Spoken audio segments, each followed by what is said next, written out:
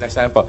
Ma'am, how do you feel about people saying na hindi maganda na kayo po kinampihan nyo yung mga Dutertes, yung kalaban ng kapatid nyo, more than dun sa kadugo nyo po si President Marcos? How do you feel about that? Masamang-masama ang loob ko, ngunit ang akin lamang, kailanman hindi kami nag-away ng aking kapatid.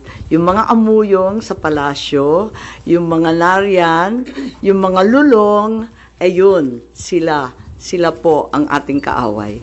At hindi ko naman kinakampihan ang isang panig laban sa isa.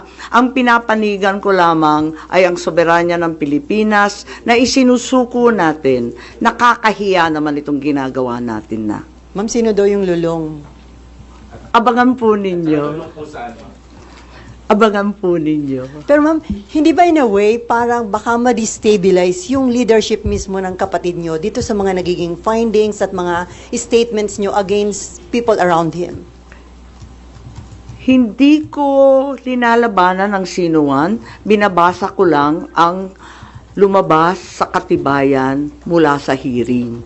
Wala akong magagawa kung litaw ng litaw ang katotohanan. So, okay lang kung medyo makadestabilize ito sa leadership ni Wala PBBM. tayong pagnanais mag-destabilize sa Pilipinas. Marami na tayong problema. Ngunit ang katotohanan ay kinakailangan mangibabaw sa lahat.